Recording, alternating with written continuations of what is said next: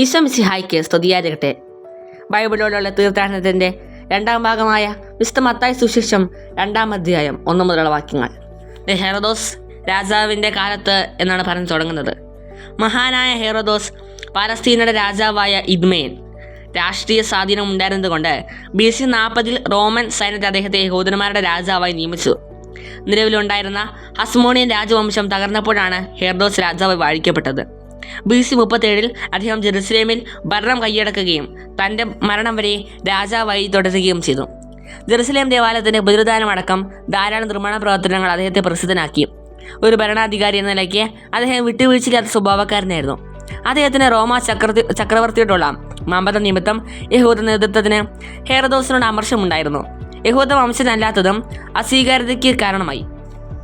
യേശുവിൻ്റെ ജനനം നമ്മുടെ കലണ്ടർ അനുസരിച്ച് ഹെറോദോസ് ഭരണത്തിൻ്റെ അന്ത്യനാളുകൾ ആകാനാണ് സാധ്യത. BC 6 മുതൽ 4 കാലഘട്ടത്തിൽ ആയിരിക്കാനാണ് സാധ്യത. ജെറുസലേം തെക്ക് കിഴക്ക് ഭാഗത്തുള്ള ചെറിയ ഗ്രാമം ഹെബ്രായ ഭാഷയിൽ അപ്പത്തിൻ്റെ ഭവനം എന്നർത്ഥമുള്ളത് ബെത്ലഹേമിലാണ് യേശു ജനിച്ചത്. പിന്നീട് ദാവീദിൻ്റെ പട്ടണം എന്ന അതിന് പേര് ലഭിച്ചു. ലൂക്ക 2:4. ദാവീദ് രാജാവായി അപേക്ഷിതനായതും ഇവിടെ വെച്ചാണ്. അപ്പോൾ മറ്റൊരു രാജാവിൻ്റെ സ്ഥാനരോഹണവും അവിടെ വെച്ച് തന്നെ ആയിരിക്കണമല്ലോ. യേശു ജനിച്ചത് ദാവീദ് വംശത്തിലും അവൻ്റെ പട്ടണത്തിലുമാണ്.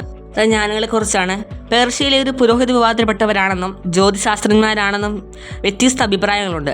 മത്തായിയുടെ സുവിശേഷത്തിൽ ഈ ജ്ഞാനികളാണ് യേശുവിൻ്റെ രാജ്യത്വം ആദ്യമായി അംഗീകരിച്ച വിജാതിയർ.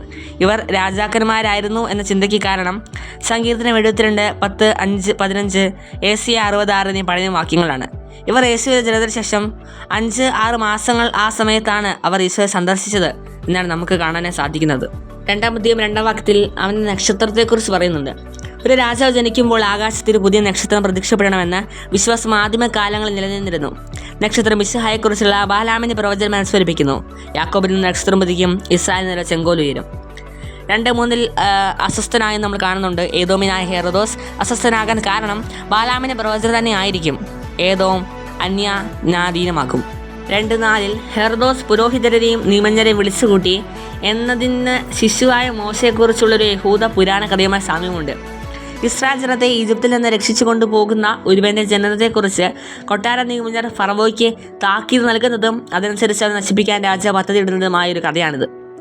2:6 യൂദയായിലെ ബെത്ലഹേമെ വലിപ്പത്തിൽ ചെറുതായ ബെത്ലഹേമിനെ മഹത്വമുള്ളതാക്കുന്നത് രാജാവിൻ്റെ വരവാണെന്ന പ്രവചനവും മിക്ക 5:2 12 ഗോത്രങ്ങൾക്കിടയനായി ദാവീദിനെ കുറിച്ചുള്ള പരാമർശവും 2 സാമുവേൽ 5:2 ഉദ്ധരിക്കുന്ന മഹാപുരോഹിതന്മാരും നിയമജ്ഞരും ഇസ്രായേലിലെ മിശിഹായുടെ വരവിന് പ്രതീക്ഷയാണ് പ്രകടമാകുന്നത്. 2:11 അവരുടെ ഭവനത്തിൽ പ്രവേശിച്ച് ശിശുവിനെ കണ്ടു എന്ന് പറയുന്നുണ്ട്.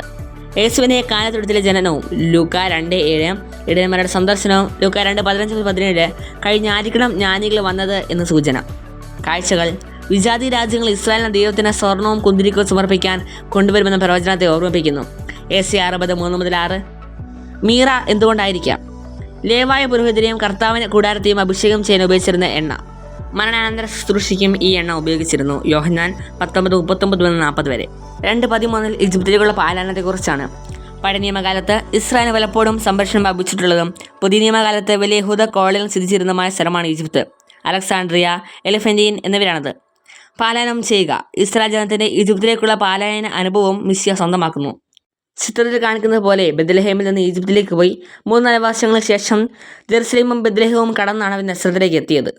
15 എൻ്റെ പുത്രനെ വിളിച്ചു എന്ന് ദൈവപുത്രൻ എന്ന് വിശേഷിപ്പിക്കപ്പെട്ട ഇസ്രായേലിനെ പുറപ്പാടിലൂടെ ഈജിപ്തിൽ നിന്ന് പുറത്തു കൊണ്ടുവന്നതുപോലെ ദൈവപുത്രനായ യേശുവിനെയും ഒരു പുതുപുറപ്പാടിലൂടെ ആ രാജ്യത്തു നിന്ന് പുറത്തു കൊണ്ടുവന്നു. ദൈവവും ജനവും തമ്മിലുള്ള പിതൃപുത്രബന്ധം ഇവിടെ ഒരു ഉന്നതമാനം കൈവരിക്കുന്നു. ജ്ഞാനികൾ കബളിപ്പിച്ചതിനെ തുടർന്ന് ഹെറോദോസ് ആളയച്ച് വധിച്ചു. സമാനമായ കൊടും ക്രൂരതകൾ ഹെറോദോസ് ചെയ്തിട്ടുണ്ട്. തന്റെ സിംഹാസനത്തിന് ഭീഷണിയാകുമെന്ന് തോന്നി ഇപ്പോൾ ഭാര്യയും 3 മക്കളെയും വധിച്ചു കളഞ്ഞവനാണ് അയാൾ. 2:18 റാമാൽ ഒരു സ്ഥലത്തെക്കുറിച്ച് പറയുന്നുണ്ട്. പൂർവ്വപിതാവായ യാക്കോബിൻ്റെ ഭാര്യ റാഹേലിൻ്റെ വിലാപം ഈ പശ്ചാത്തലത്തിൽ അതിശക്തമായ ഒരു പ്രതീകമാണ്. ഇതിനു മുമ്പ് ഇസ്രായേൽ നേരിട്ട അതിഭീകരമായ ആക്രമണങ്ങൾ BC 8-ാം നൂറ്റാണ്ടിലെ അസീറിയൻ അധിനിവേശവും 6-ാം നൂറ്റാണ്ടിലെ ബാബിലോണിയൻ ആക്രമണവുമാണ്. ബാബിലോൺ വിപ്രവാസത്തിലേക്ക് ഇസ്രായേൽ മക്കൾ വലിച്ചിഴക്കപ്പെട്ടത് പൂർവ്വപിതാമഹിയായ റാഹേലിൻ്റെ ശവകുടീരത്തിനടുത്തുകൂടിയാണ്. പാരമ്പര്യമനുസരിച്ച് റാഹേലിനെ സംസ്കരിച്ചിരുന്ന ബെത്ലഹേം എഫാത്ത എന്നാണ് അറിയപ്പെട്ടിരുന്നത്. റാമ ജെറുസലേമിൽ നിന്ന് ഏകദേശം 6 മൈൽ വടക്കായി സ്ഥിതി ചെയ്യുന്ന സ്ഥലം. റാഹേലിൻ്റെ വിലാപം വളരെ അകലെ വരെ കേൾക്കത്തക്ക വിധം ഉച്ചിതമുള്ളതായിരുന്നു എന്നാണ് അർത്ഥം. റാമായിലാണ് റാഹേലിൻ്റെ ശവകുടീരമെന്ന മറ്റൊരു പാരമ്പര്യവുമുണ്ട്. 2:20 ശിശുവിൻ്റെ ജീവൻ അന്വേഷിച്ചവർ ഭരിച്ചിരിക്കുന്നു. മോശ ജീവിതത്തിലെ സംഭവമായി ഇതിന് സമാന്തരമുണ്ട്. പുറപ്പാട് 4:19. 2:22 അർക്കലവൂസ്. മഹാനായ ഹെറോദോസിൻ്റെ പുത്രൻ. ഹെറോദോസിന് മരണശേഷം അഗസ്റ്റസ് ചക്രവർത്തി ഹെറോദോസിൻ്റെ രാജ്യം 3 പകുത്ത് അർക്കലവൂസിന് എത്തനാർക്ക് പദവി നൽകി. യൂദയ, എദോമിയ, സമരിയ പ്രദേശങ്ങളെ ഭരണാധികാരിയാക്കി. എത്തനാർക്ക് എന്ന് വെച്ചാൽ പ്രദേശത്തിൻ്റെ അല്ലെങ്കിൽ കുറച്ച് പ്രദേശത്തിൻ്റെ അല്ലെങ്കിൽ വ്യക്തികളുടെയൊക്കെ ഒരു ഭരണാധികാരി എന്നാണ് അർത്ഥം. റോമിൽ അഥവാ ബിർജിസ്ഥാൻ എന്ന ഒരു പ്രദേശത്താണ് ഇത് നിലനിന്നിരുന്നത്. താമസിയാതെ അദ്ദേഹം തൻ്റെ പിതാവിനെ പോലെ തന്നെ ക്രൂരതയുടെ പര്യായമായി മാറി. അതിനെ തുടർന്ന് അഗസ്റ്റസ് ചക്രവർത്തി അദ്ദേഹം സ്ഥാനഭ്രഷ്ടനാക്കി. തുടർന്ന് അദ്ദേഹത്തിൻ്റെ ഇളയ സഹോദരൻ ഹെറോദോസ് അന്തിപ്പാസ് ടിട്രാക്ക് ആയി AD 39 വരെ ഭരണം നടത്തി. ടിട്രാക്ക് എന്ന് വെച്ചാൽ ഗവർണർ എന്നാണ് അർത്ഥം. റോമിലാണ് ഇത് നിലനിന്നിരുന്നത്. 2:23 നസ്രത്ത് എന്ന വിശേഷണം കാണാം. പഴയ നിയമത്തിൽ ഒരിക്കൽ പോലും പ്രത്യക്ഷപ്പെടാത്ത ഒരു അപ്രധാന ഗ്രാമമാണ്. അവൻ നസ്ര എന്ന് വിളിക്കപ്പെടുമെന്ന് പ്രവാചകന്മാർ വഴി എന്ന അസ്പഷ്ടമായ ബഹുവചന പ്രയോഗം കൃത്യമായ ഉദ്ധരണിയല്ല വിവക്ഷിക്കുന്നത് എന്നതിൻ്റെ തെളിവാണ്. നസ്ര എന്ന പ്രയോഗത്തിന് 2 വിശദീകരണ സാധ്യതകളാണുള്ളത്. ഒന്നാമത്തേത് യെശയ്യാ 11:1 പ്രയോഗിച്ചിട്ടുള്ള നേത്സർ ശാഖ എന്ന പദം ബാബിലോൺ പ്രവാസത്തിന് ശേഷം അന്യം നിന്ന് പോയ രാജഭരണം പുനഃസ്ഥാപിക്കപ്പെടുന്നതിൻ്റെ സൂചനയാണ് ജെസ്സയുടെ വേരിൽ നിന്ന് പൊട്ടിക്കിളിക്കുന്ന ശാഖയെക്കുറിച്ചുള്ള ഈ പ്രവചനം. രണ്ടാമത്തത് ന്യായാധിപന്മാർ 13:5-7 വാക്യങ്ങളിൽ കാണുന്ന നാസിർ എന്ന പദം ഫിലിസ്തീനിൽ നിന്ന് ഇസ്രായേൽ രക്ഷിക്കുന്ന സാംസൺ ദൈവത്തിന് സമർപ്പിതനാണെന്ന ഈ പദം സൂചിപ്പിക്കുന്നത്. നിർഗുണമെന്ന പരിഹസിക്കപ്പെട്ടിരുന്ന നാട്ടിൽ നിന്ന് യോഹന്നാൻ 1:46 അവമാനപാത്രമായി കർത്താവിൻ്റെ ദാസൻ യെശയ്യാ 41:1-19 വരുന്നതിൻ്റെ അർത്ഥഗർഭമാണല്ലോ. ഈ വചന വിവരണം കേൾക്കാൻ മനസ്സ് കാണിച്ച നമ്മെ ഓരോരുത്തരെയും ദൈവം സംരക്ഷിക്കട്ടെ. ആമീൻ.